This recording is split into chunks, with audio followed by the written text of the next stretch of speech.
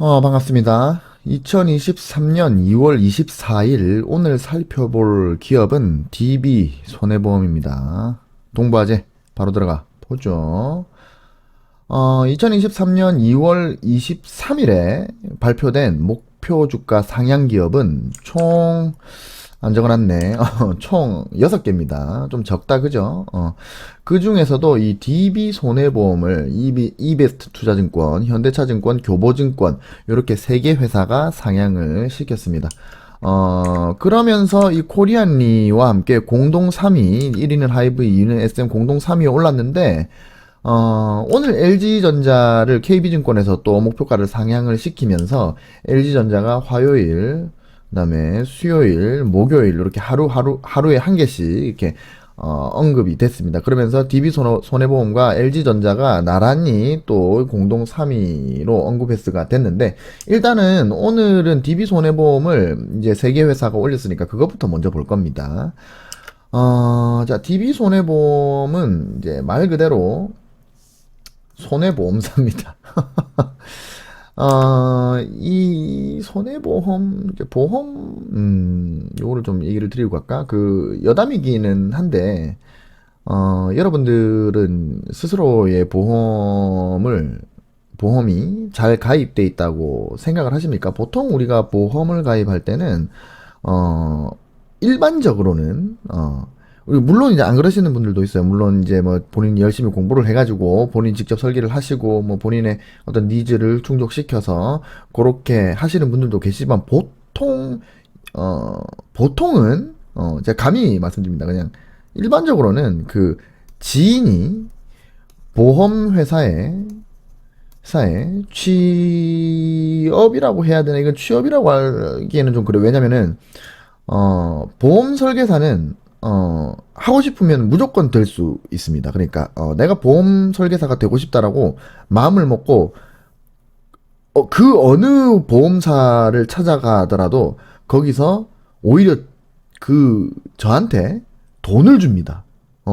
교육비라는 명목으로 한 돈 100만 원, 예전에는 한 돈 100만 원 그렇게 줬던 걸로 기억이 나는데, 그렇게 돈 100만 원을 주면서 우리 회사로 와서 우리 회사에서 일하라. 그리고 교육도 자기들이 다 시켜줍니다. 여튼 그래서 그거를 보험회사에 취업했다고 하긴 그렇고, 그걸 이제 뭐 리크루팅이라고 하는데, 리크루팅은 말 그대로 이제 영업 사원을 이제 채용을 하는 건데, 이게 채용이라고 말하기엔 좀 그래요. 그러니까 보험사는 보험 설계사가 많으면 많을수록 손해는 없고 이익만 있거든요.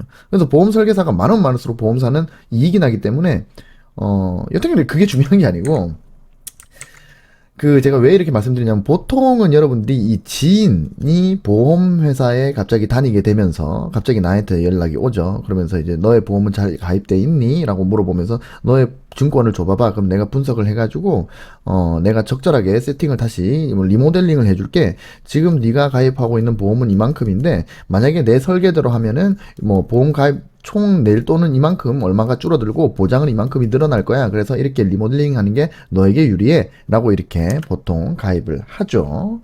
근데 그 지인이 이 생명보험회사에, 그러니까 보험 설계사는 이 세 부류가 있습니다. 이 생명보험이 있고 손해보험이 있고, 그 다음에 이 생명보험과 손해보험, 그러니까 생명보험사에 일하시는 분들은 그 생명보험사의 상품만 팔 수 있습니다. 예를 들어서 삼성생명이면 삼성생명 그 상품만 팔 수 있는 거예요. 그리고 손해보험사에 다니시는 분이 예를 들어서 현대해상이다. 그러면은 현대해상에 있는 그 상품만 팔 수 있는 겁니다. 그런데 대리점이라는 게 있습니다. 대리점에 있는 보험 설계사는 모든 생명보험회사와 모든 손해보험회사의 모든 그 상품을 다 팔 수 있습니다. 그래서 만약에 나에게 찾아온 지인이 대리점이다. 대리점에 다니고 있는 지인이다. 그러면 좀 낫는데, 생명보험사나 특히 생명보험사에, 뭐 제가 생명보험사가 나쁘다고 말하는 건 아닙니다. 생명보험사도 물론 좋은 부분들이 있어요.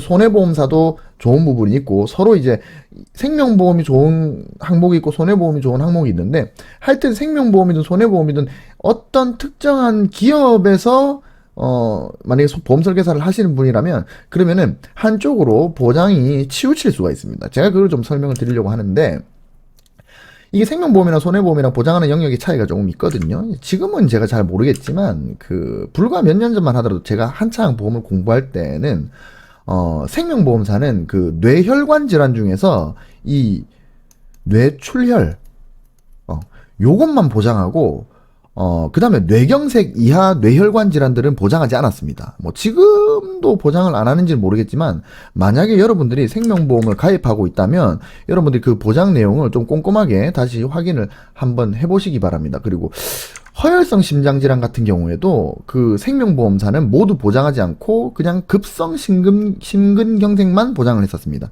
지금은 어떻게 되는지 저는 몰라요. 근데 여러분들이 가입된 보험이 옛날에 가입된 보험이라면 그리고 생명보험사의 보험이라면 한번 확인을 해봐야 됩니다. 이게 무슨 말이냐면 보험사가 제가 별 얘기를 다 하네요. 보험사가 보험금을 지급할 때는 이 진단코드로 진단코드를 확인해서 지급을 하거든요. 그러니까 뇌혈관 질환의 경우에는 I 코드입니다. I 코드가 이 기억이 가물가물한데 I60에서 I69까지 있어요. 근데 제가 이걸 예전에 그 달달달달 외웠거든요.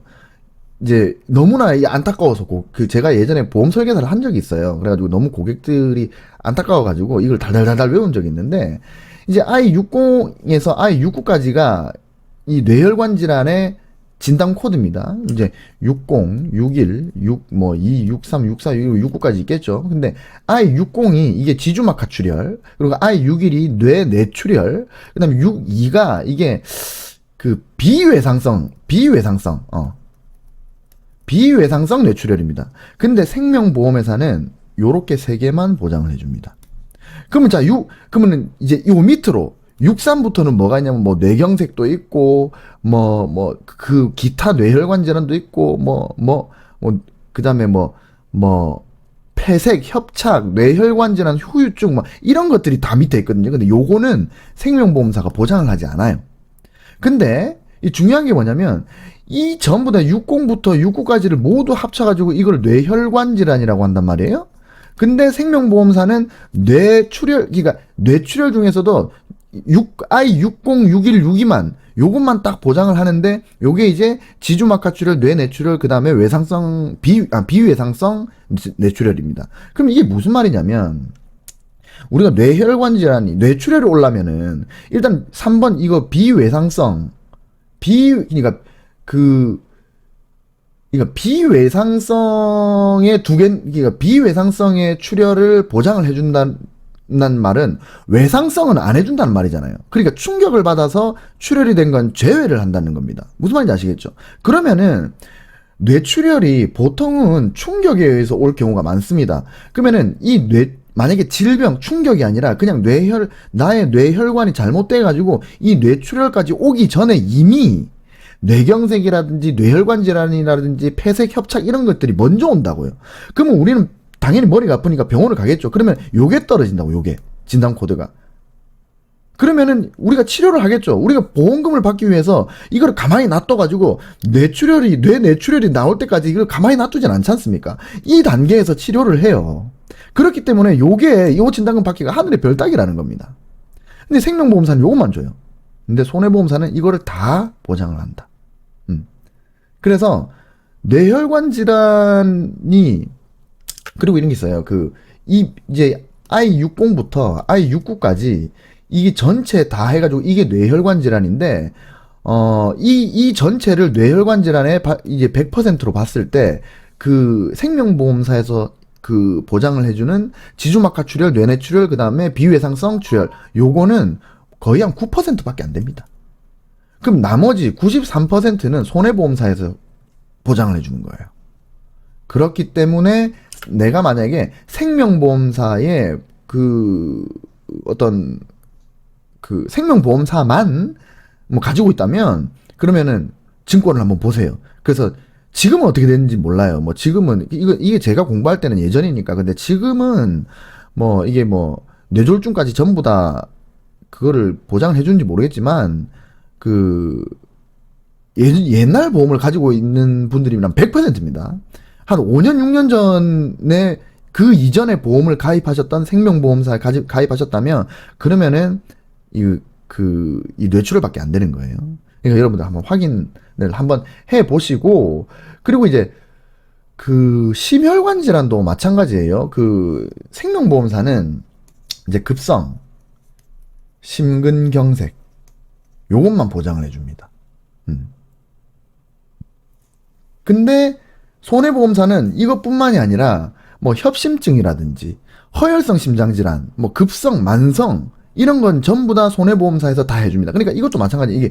이게 심근경색, 그것도 급성입니다. 급성 심근경색, 요거는 생명보험사가 보장을 해주고, 그거보다 더 넓은 범위에 여기 협심증이 있을 수도 있고, 그 다음에 허혈성, 급성 허혈성, 그 다음에 만성 허혈성, 심장질환, 요런 것들이 있는데, 요게 이제 범위가 더 넓죠? 그럼 요거는 손해보험사가 해결을 해준다. 근데 생명보험만 가입돼 있다면 요거밖에 안 된다. 그래서 보험 설계를 할 때는, 이제, 물론 생명보험사에도 그러니까 손해보험사보다 더 유리한 항목들이 있습니다. 그래서 보험 설계를 할 때는 생명보험과 손해보험에 각각 좋은 유리한 종목들을 뽑아와서 최대한 그렇게 만들어서 생명보험과 손해보험을 같이 믹싱을 해가지고 설계를 하는 게 맞아요.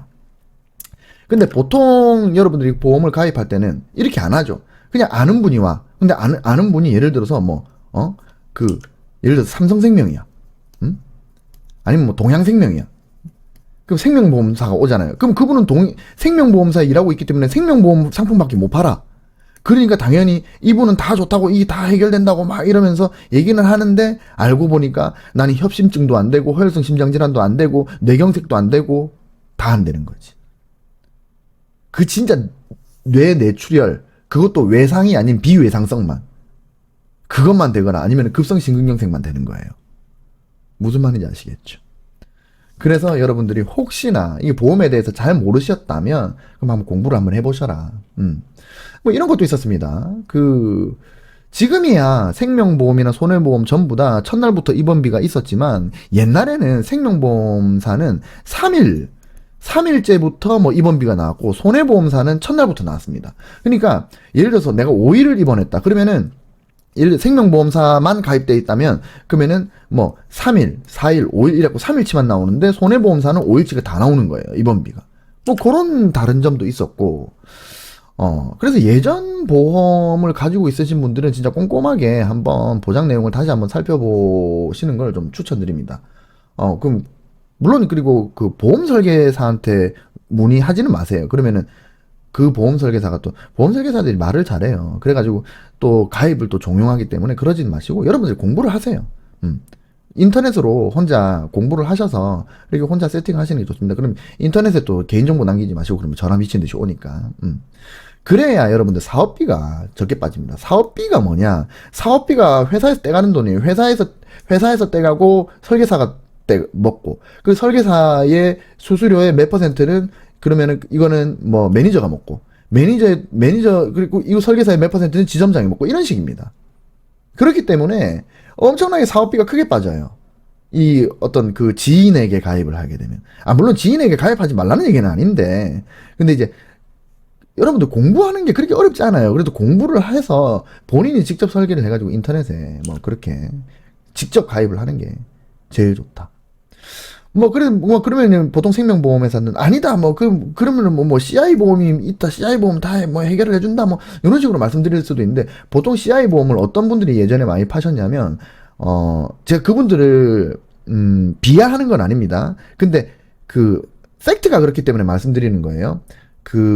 약간 연세가 있으신 여성 설계사들이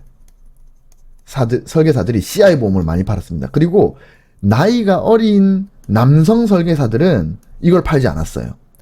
왜 그러냐면, 이제 CI 보험이 CI 보험을 가지고 있으신 분들이 계실 수도 있고, 이게 제가 좀 조심스럽긴 한데, 이건 생각의 차이일 수가 있어서 뭐가 맞다 틀리다 이렇게 이야기하지 않겠습니다만, 제 개인적인 생각을 말씀드리자면, 저는 CI 보험을 거의 쓰레기 보험이라고 생각하는 사람입니다. 이유는 간단합니다. 이게 수당이 제일 세요. 수당이 제일 세다. CI 보험이. 수당이 센 건 뭐다? 보험회사의 이익인 보험. 보험회사의 이익을 엄청나게 크게 가져다 주는 그렇게 설계가 돼 있기 때문에 설계사한테 수당을 세게 주는 겁니다.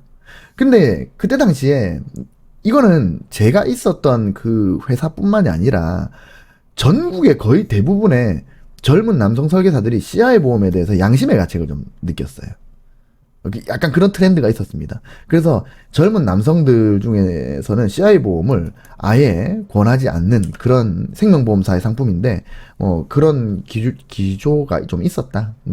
물론 제가 생명보험사를 까는 건 아니고, 말하다 보니까 그렇게 됐네. 물론 저는 과거에 설계사였기 때문에 이거를 말씀드릴 수 있는 겁니다. 저는 생명보험사에 있다가, 저는 이제 공부하는 걸 좋아하잖아요. 제가 이유가 있어가지고 그 보험회사에 들어간 적이 있어요. 그러니까 이 뭐냐면 저희 어머니가 보험 설계사세요. 보험 설계사인데 그 어마어마하시는 거의 보험왕 수준의 설계사입니다. 되게 오래 하셨어요. 그리고 저희 어머니 고객이 엄청 많을 거잖아요. 그래가지고 제가 어린 나이에 무슨 생각을 했냐면 우리 엄마 고객을 내가 그대로 받으면 그럼 난 평생 힘들이지 않고 평생 엄마 고객을 받아서 저희 어머니는 언젠가는 은퇴를 하실 거니까 저희 어머니가 그 MDRT라 그래가지고 연봉이 1억이 이제 넘어가시는 분이라서 고객이 엄청나게 많단 말이에요. 그 제 결혼식에도 진짜 그 고객들이 너무 많이 와가지고 막 결혼식 제일 큰 결혼식에서 그 예식장에서 했는데도 막 결혼식이 막 다 터져 나갔거든요. 여튼 그래가지고 저희 어머니의 고객을 제가 받아서 좀 편하게 살려고 이런 생각을 좀 한 적이 있습니다. 근데 제가 성격이 있다 보니까 공부를 미친 듯이 했는데 공부를 하다 보니까 제가 느낀 게 뭐냐면 저희 어머니가 이제 동양생명에 다니셨거든요. 그래서 저도 동양생명에 입사를 했는데 이거는 합리적이지 아는 거야. 내가 생명보험사에 있으면 내가 만나는 사람들에게 떳떳하지 못할 것 같았어요. 공부를 하면 할수록. 이게 보험회사에서는 그런 말이 있거든요. 공부를 하면 할수록 보험 영업을 못한다라는 말이 있습니다. 왜 그러냐면 보험 공부를 하면 할수록 설계사로서 양심의 가책이 느껴지기 때문입니다. 그래서 그냥 아무것도 모르고 지점장이 시키는 대로 가가지고 이거 좋다 가입해 이렇게 하시는 분들이 보험 영업을 잘하고요. 보험에 대해서 진짜 공부하고 내가 고객을 위해서 정말 하나라도 더 챙겨드리겠다라고 해서 미친 듯이 약관을 달달달달 외우게 되면요. 그러면 보험 영업을 못하는 사람이 됩니다. 그래서 제가 보험 영업을 못하는 사람이 돼버렸어요. 저희 어머니의 고객을 받을 생각도 없었어요. 왜냐면 저희 어머니의 고객들은 저랑은 완전히 스타일이 다르신 이제 저희 어머니의 그 어떤 일종의 가스라이팅에 다 당하신 분들이기 때문에 그래서 제가 좀 그 생명보험사에 다니면서 여튼 그 한계를 느껴가지고 제가 회사를 이직을 합니다. 그러니까 보험사를 바꿔요. 보험사를 어디로 바꿨냐면 이제 대리점으로 바꿨습니다. 이렇게 대리점으로 간 이유가 뭐냐면 이런 거예요. 대리점은 모든 생명보험사와 모든 손해보험사의 상품을 다 팔 수 있습니다. 그래서 제가 고객들한테 생명보험사 그것도 특정 하나의 기업의 상품만 권하는 게 아니라 이 안보험은 여기가 제일 좋고 그다음 수술비는 여기가 제일 좋고 그다음에 무슨 뇌혈관 질환은 손해보험 여기가 제일 좋고 심혈관 질환은 여기가 제일 좋고 입원비는 여기가 제일 좋고 뭐는 여기가 제일 좋고 이렇게 해가지고 믹싱을 해가지고 내가 고객한테 최고의 그 보장성 보험의 설계를 하겠다 이런 생각으로 제가 대리점으로 갔었거든요. 여튼 그래서 제가 그때 생명보험사의 어떤 보장 내용에 그 좀 한계를 많이 공부를 했기 때문에 여러분들께 드리는 말씀입니다. 여튼 쓸데없는 얘기를 했는데 하여튼 제가 한참 보험에 대해서 공부를 약관에서 달달 외울 때는 그렇게 했습니다. 여러분들이 다시 말씀드리지만 어디 제 얘기를 듣고 내 건 또 제대로 돼 있나 이래가지고 어디 다른 이제 그 보험 설계사한테 물어보진 마시고 여러분들이 직접 공부하셔라. 정 공부하시기 힘들다면 이렇게 생각하세요. 보험금은 이렇습니다. 그냥 사망보험금이 있습니다. 사망보험금 이거는 그 개인의 취향입니다. 스스로의 니즈에 의해서 결정하시고 근데 저는 사망보험금은 솔직히 말해서 그러니까 가장 남성이 아니지 가장 그 여성이 가장일 수도 있으니까 가장이 몇 살까지만 있으면 된다고 생각하냐면 자녀가 있다면 자녀가 독립할 나이까지만 사망보험금이 있으면 된다고 생각하는 사람입니다. 그러니까 생명보험사에 100세가 넘어도 손해보험사는 그때 당시에 80세까지 사망보험을 가입할 수 있었고 생명보험사는 종신보험이라 그래가지고 영원히 130살에 죽어도 140살에 죽어도 사망보험금을 준다 이렇게 얘기를 했었는데 솔직히 말해가지고 30, 40대, 50대한테 사망보험금을 가입을 시키는데 이 사람이 130살까지 가가지고 사망보험을 받으면 그게 물가 상승률 때문에 그 인플레이션 때문에 화폐 가치가 하락을 하기 때문에 그 결국에는 푼돈 되는 거예요. 지금은 큰 돈 내고 나중에 푼돈 받는 겁니다. 그렇기 때문에 사망보험금은 딱 내 자녀가 독립을 할 나이, 내 자녀가 취업을 할 나이, 보통 한 30에서 한 40대, 내 자녀가 30에서 40이 될 때, 그러면 내 나이는 몇 살 정도 됩니까? 그럼 내 나이는 한 65에서 한 70 정도. 요까지만 사망보험금을 딱 잡으시면, 한 70세까지만, 아니면 80세까지만 딱 잡으시면, 그러면은, 생각보다 저렴하게 사망보험금을 가입시킬 수 있어요. 사망보험금은 뭐, 자기가 필요하다고 생각하면 넣는 거고, 필요 없다고 생각하면, 그리고 자녀가 한 명이면, 그러면은 사망보험 그렇게 크게 필요 없습니다. 그러면, 내가 죽으면, 나의 아내는 어떻게 돼? 아내분은 또 알아서 잘 살아가십니다. 왜냐면 아내분이 혼자가 되면은, 그러면은 아내분은 자기 그것만 건사하면 되잖아요. 무슨 보험금 받아가지고 평생 뭐 놀고 먹을 거 아니잖아요. 일을 하실 거란 말이에요. 그러니까 가장은, 이제 생명보험사는 가장의 부재 때문에 가입을 하는 건데, 그거는 한 80세까지만 넣으면 된다. 그리고 이 생명보험은 이제 질병과 그 다음에 이 상해 사망 요거를 두 개를 이제 한꺼번에 보장을 해주는 종신보험이라는 게 있고, 손보사에는 이게 따로 나눠져 있습니다. 근데 질병은 질병에 걸려서 뭐 80세가 되기 전에 돌아가실 확률보다 상해로 돌아가실 확률이 그러니까 이게 이 확률보다 더 적기 때문에 상해보험이 되게 금액이 저렴해요. 그래서 질병 사망은 뭐 어느 정도 딱 필요한 정도만 딱 세팅을 하시고 본인의 니즈에 맞게 세팅하시고, 대신에 상해 사망은 되게 막 상해 사망은 1억, 2억 이렇게 막 넣어도 보험료가 얼마 안 비싸거든요. 그래서 상해 사망을 많이 넣어놔라. 그랬을 때 조금 합리적인 세팅이 된다. 그래서 이제 보험 내가 진짜 왜 DB 손해보험을 얘기하다 보면 이까지 얘기를 하고 있지. 여튼간에 그래서 일단 생명보험, 이제 그 사망보험금이 있는데, 이거는 본인의 니즈에 맞게, 자녀의 수에 맞게, 그리고 막 100세까지 이렇게 종신보험까지는 필요 없고, 한 80세, 75세, 아니면 70세까지 내 자녀가 좀 빨리 독립을 할 수 있는, 아니면은 자녀가 솔직히 말해서 대학 졸업만 해도 그다음부터는 자기가 알아서 알바를 하든 뭐 하든 할 거 아니에요. 그럼 자녀 대학 졸업까지만 세팅하면 돼요. 그러면 저렴하게 할 수 있습니다. 보통 사망보험금에서 되게 수당도 많고, 보험료도 많이 나오거든요. 그 다음에 이제 진단이 있죠? 진단은, 일단 큰 진단 이런 게 있습니다. 암, 그 다음에 뇌, 심, 이게 있어요. 그러니까, 암 진단금, 뇌혈관 질환, 그다음 심혈관 질환이 있는데, 뇌혈관 질환, 심혈관 질환은 웬만하면 손해보험사로 세팅을 하시고, 그 다음에 암 진단금 같은 경우에는, 요거는 이제, 소외감이 있어요. 소외감이 뭐냐면, 이렇게 말 그대로 우리가 암 하면은, 이게 위암, 간암, 폐암, 췌장암, 이런, 이게 돈 많이 들어가고 큰 수술 해야 되고 죽을 가능성이 높은 이런 암들은 진단금이 많이 나오는데, 소외감 같은 게 있는데, 소외감이 생각보다 꽤 많이 걸립니다. 갑상선암부터 시작해가지고, 요런 거를 좀, 요거는 보험료가 얼마 안 비싸니까 요런 거를 많이 올려놓는 그런 세팅을 하시고, 그 다음에, 암이라든지 위암, 간암, 췌장 이거 다 포함해가지고 일반암 같은 경우에는 우리가 지금 암에 걸리면 뭐냐면 병원비는 그렇게 크게 나오지 않아요. 정부에서 다 지원이 됩니다. 의료보험으로 거의 다 대부분이 지원이 되고, 또 실손 무조건 실손 가입하시고, 그러면 실손에서 입원 치료를 할 거기 때문에 실손에서 지금은 80% 보장을 해줄 거예요. 예전에 제가 들고 있는 거는 90%를 보장을 해주는데, 여튼간에 80% 보장이 될 거란 말이에요. 입원하면은 연간 5천만 원 한도로 보장이 됩니다. 근데 이거는 일본 시간짜지. 5천만 원 한도로 보장이 되고, 그리고 정부에서 웬만하면 의료보험이 다 됩니다. 그러면은 왜 암 진단금을 넣냐면, 내가 암에 걸렸을 때는 직장 생활을 못 하잖아요. 직장을 잃기 때문에, 그것 때문에 내가 암 치료를 받는 1년 내지는 2년, 3년 요때까지의 생활비 때문에 암 진단금을 넣는 겁니다. 그렇기 때문에 거기에 맞게, 그 사이즈에 맞게, 만약에 내가 직장을 그만두더라도 내가 배우자가 또 맞벌이를 하고 있고, 그리고 자녀가 없고, 아니면 자녀가 한 명 있는데 대학생이고, 그래서 알바해서 자기가 돈 벌 수 있고 이러면은 그 상황에 따라서 암 진단금은 좀 다르게 세팅을 해야 되는 겁니다. 나의 연봉에 맞게, 나의 직장에 맞게, 그 다음에 맞벌이인가 이런 것도 다 살펴야 되고, 저는 그렇게 세팅을 예전에 다 해드렸었어요.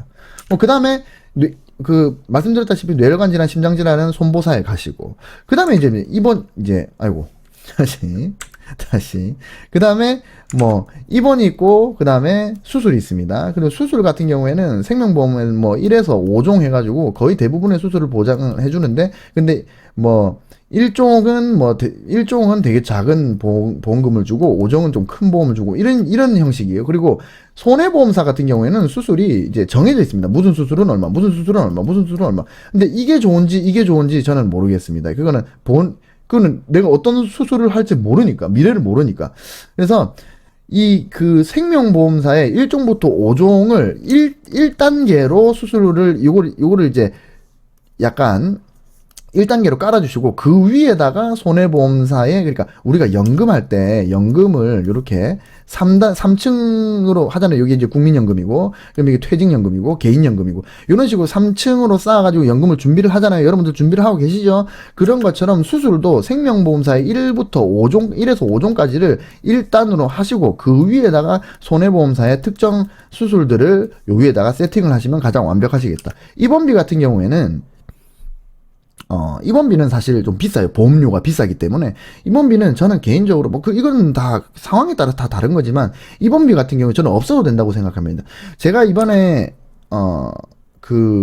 허리가 이제 부러져가지고, 그 횡돌기뼈가 두 개가 부러져가지고, 일주일 동안 입원을 했습니다. 일주일 동안 입원을 했는데, 처음에 이제, 다인실을 이제 기본으로 이제 입원하라고 하죠. 근데 제가 2인실로 바꿨어요. 근데 상급병실 차액료가 제가 이제 여기가 어느 대학이지? 경희대인가?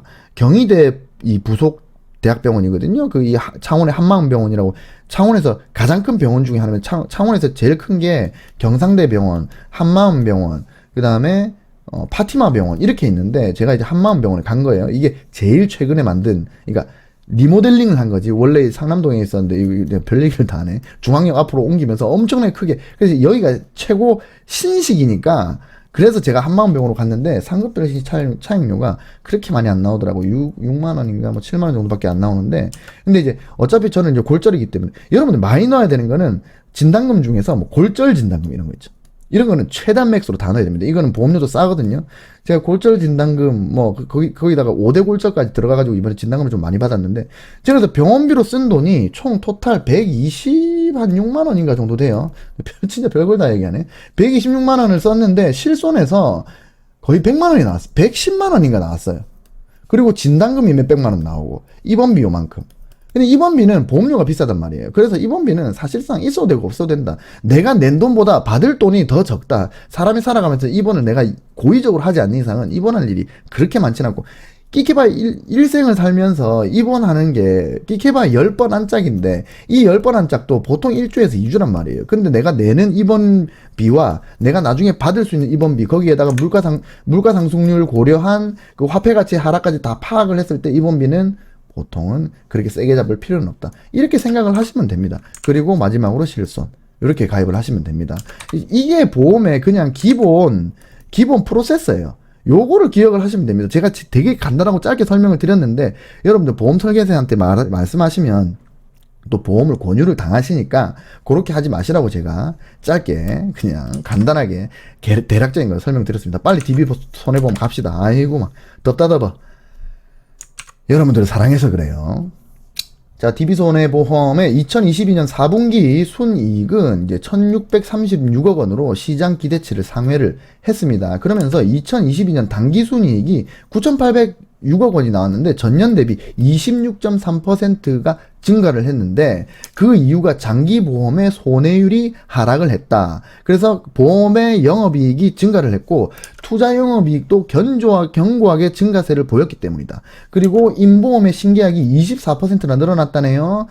그래서 효율성, 성장성 지표의 개선 추세가 계속 이어지고 있고, 2022년 연간 순이익이, 그러니까 당기 순이익이 9,806억이 2001년에 이어서도 계속 이익 성장세를 유지를 하고 있는 상태입니다. 기관에서는 2023년도 이 2022년과 마찬가지로 계속 이렇게 견조한 이 이익이 이어질 거라고 전망을 하고 있답니다. 그리고 배당 성향에 꾸준한 상향이 있습니다. 그 배당을 계속 높이고 있어요. DB손해보험이. 그래서 이게 배당주로서도 매력이 있다라고 판단이 된답니다. 넘어갑시다. 지금 시간이 많이 지났으니까.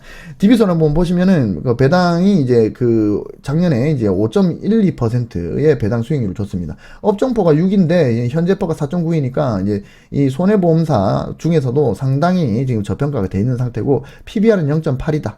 그러니까 요것도 뭐 이 절대적으로 봤을 때는 저평가다.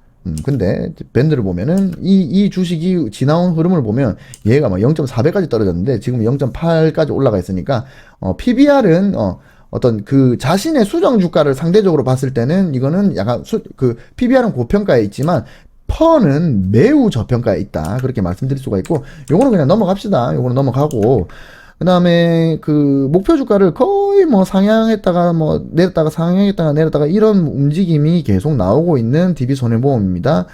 그리고 투자 의견 같은 경우는 한 달 전에는 10개의 기관이 상향을 매수 의견을 냈는데 지금은 9개를 내고 있다. 이렇게 보시면 됩니다. 차트 살펴볼게요. 일단 DB손해보험의 일봉입니다. 제가 간단하게 살펴볼 건데 일단은 이 하락 채널 끝내서 상승으로 가고 있기 때문에 상승 채널을 꺼볼 건데 상승 채널을 제가 일단은 요렇게 한번 꺼보겠습니다.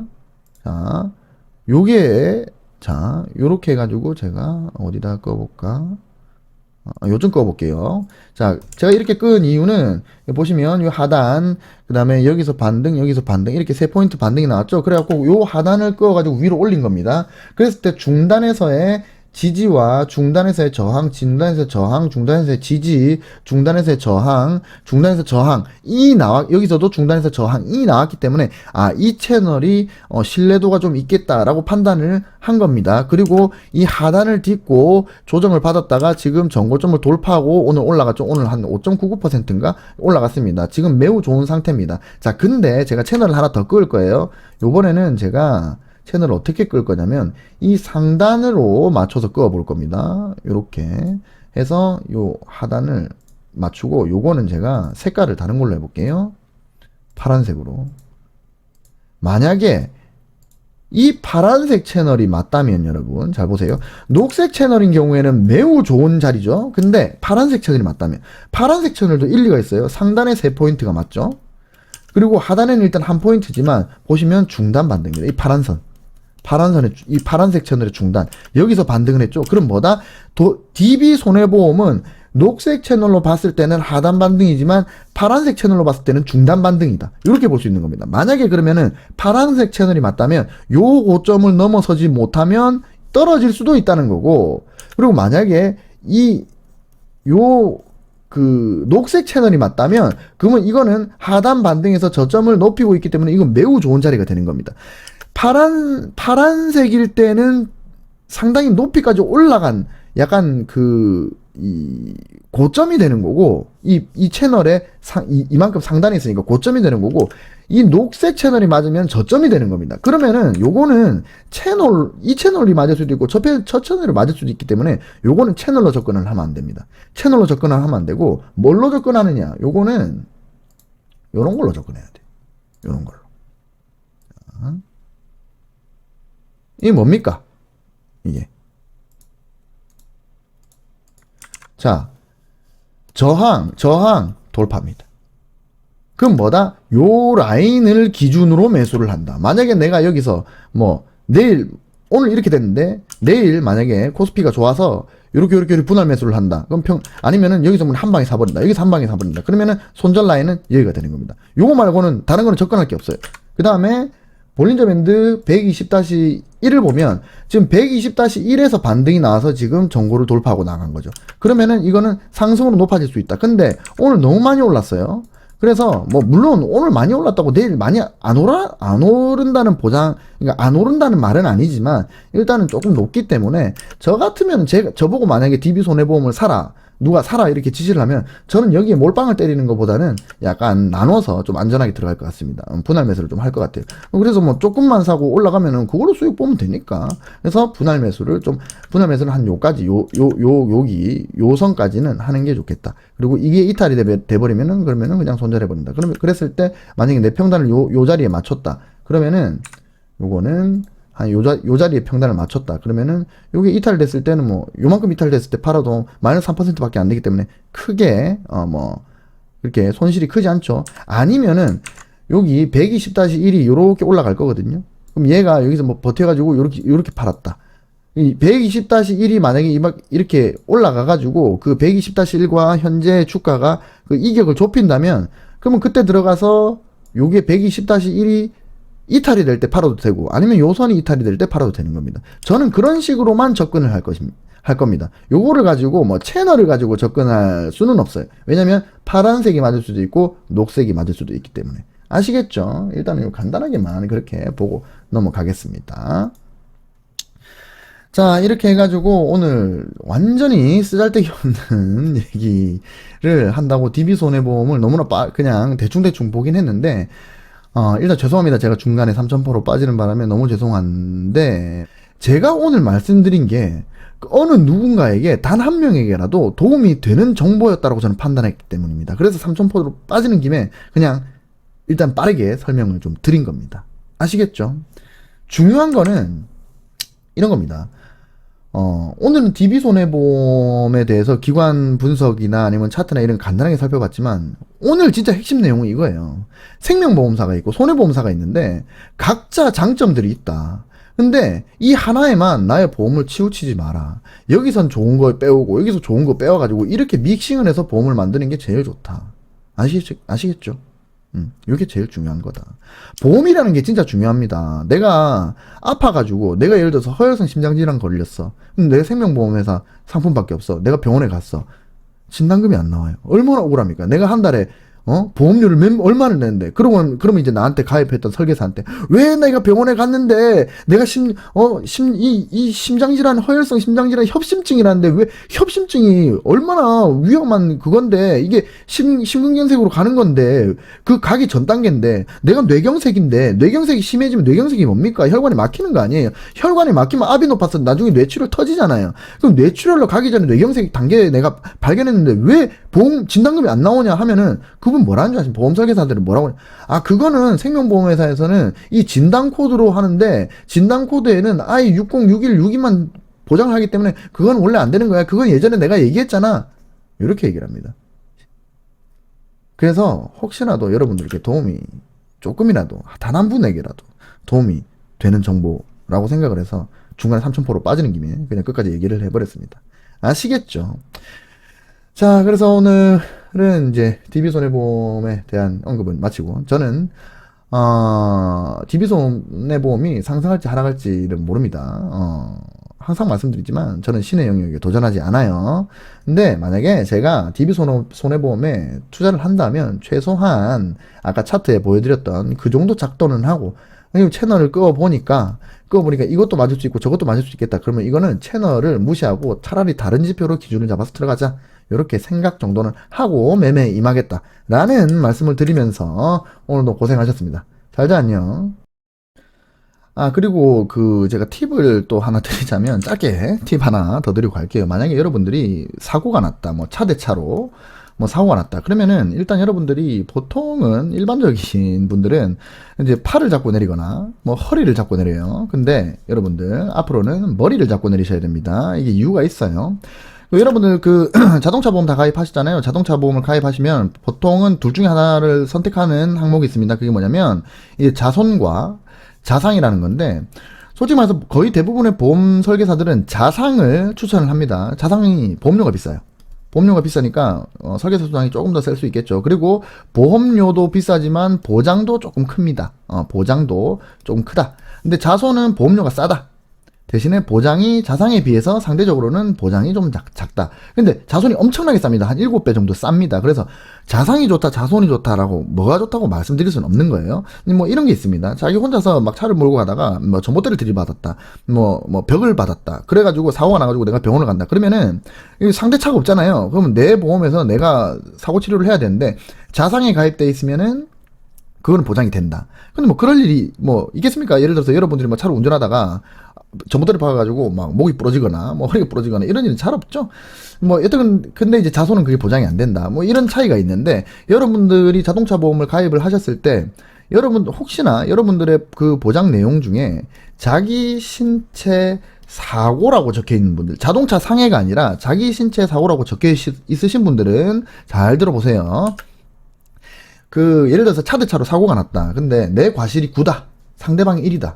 근데 나도 많이 다쳤어. 내가 과실이 크지만 나도 많이 다쳤어. 그러면 내가 병원에 입원하면은 상대방의 과실 비율인 10%만 보장이 된단 말이에요. 그럼 나머지 병원비는 내가 내야 된단 말이야. 내 보험회사에서 처리를 해야 돼요. 근데 내가 만약에 자기 신체 사고를 가입을 했으면 이거는 그 상해 등급, 아니 그 신체 등급에 따라서 그 한도액이 달라집니다. 예를 들어서 1급이면은 지금 현재 최고 한 3천만 원까지 보장이 될 거고, 만약에 14급이면 그러면 이게 50만 원인가 밖에 이게 그 보장이 안 돼요. 근데 그러면 나는 무조건 상위 등급을 받아야 되잖아요. 그죠? 이게 한도란 말이에요. 한도. 이 한도 내에서 예를 들어서 내가 14급을 받았다. 14급이다. 14급, 내가 이제 사고가 났는데 상대차가 과실이 1이다. 그래서 이 병원비는 내가 다 물어야 돼. 근데 내 보험사에서 처리를 해야 되는데 내가 14급이 나왔어. 그럼 14급은 50만 원이 한도란 말이에요. 자기 신체 사고를 가입하셨던 분들이. 근데 예를 들어서 병원비가 뭐 80만 원이 나왔다. 그러면 50만 원까지만 보장이 되고 30만 원은 내 돈 토해내야 된다는 겁니다. 그러면 내가 13등급을 받아야 되겠죠. 그죠? 자, 그렇다면 내가 사고가 났어. 근데 뭐 크게 다친 건 아닌 것 같아. 근데 내가 병원에 입원을 해야겠어. 입원을 하는데 예를 들어서 허리나 팔이나 이런 거를 잡고 내리면은 이게 어떻게 되냐면 이런 거예요. 이게 부위마다 그 상해 급수가 달라져요. 이거를 여러분들이 알고 계셔야 되는데, 예를 들어서 뭐 수족지 같은 거 있잖아. 뭐 발이나 손가락, 손 이런 건 그 대부분 14급 떨어집니다. 근데 예를 들어서 예를 들어서 어디라고 해야 될까?